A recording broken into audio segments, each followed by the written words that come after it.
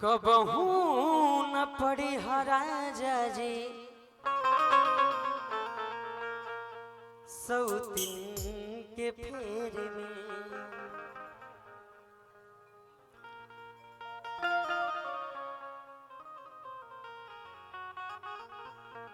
क्या बात है, क्या बात है। फोटो हमार ले ले जा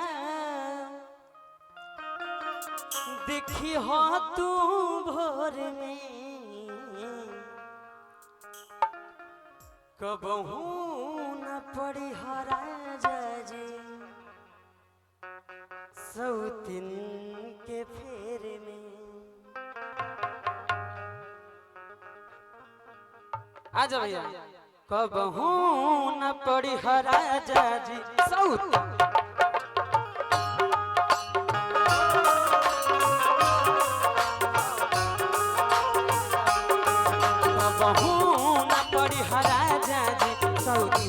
के फेर में। भैया भैया भैया भैया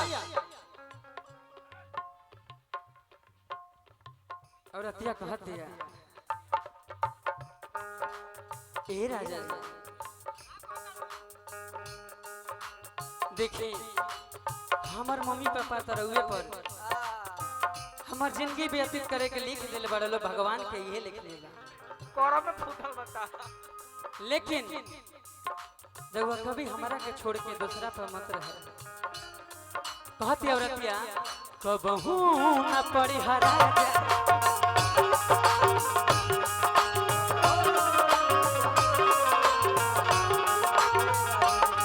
कबहू न पड़ी राजा जी सौतिन के फेर में।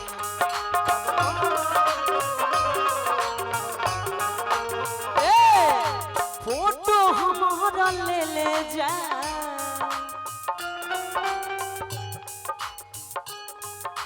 फोटो हमारा ले ले जा देखी हा तू भोर में। फोटो हमारा ले ले जा अरे देखी हा तू भोर में। तनी एक बार आई तेने अब तो सबको पीछे चली एक साथ भैया दुगो बेट दिया। फोटो हमारा ले ले जा देखी हो तू भोर में।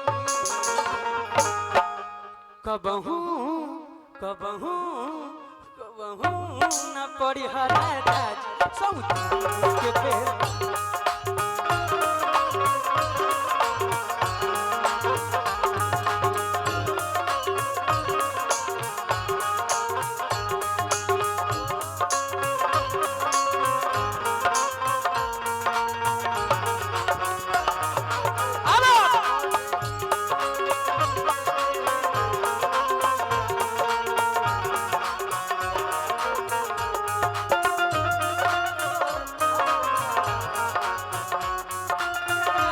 क्या बात है।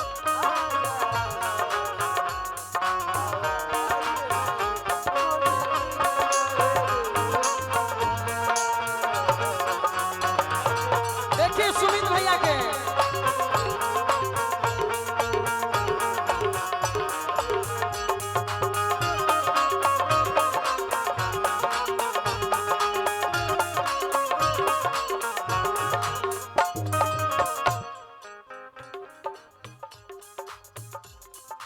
कहती औरतिया ए भैया जनतन का बा मन में सेट हो गइल बा टाइमिंग कि और कलाकार लो बत मन में एगो हुड़बड़ई हो गइल। तू ही तो हवा सैया जी हमरो सिंगार हो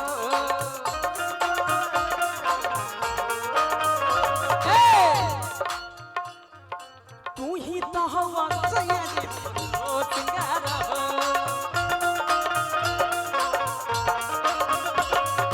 बतिया के याद परिहाना करिहाना प्यार हो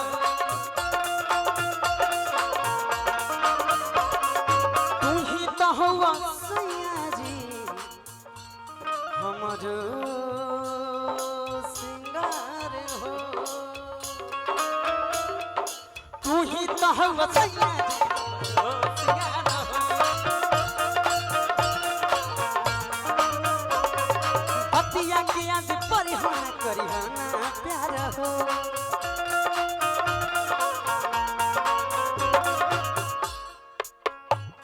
करिहाना प्यार हो भले कमे कमाई हा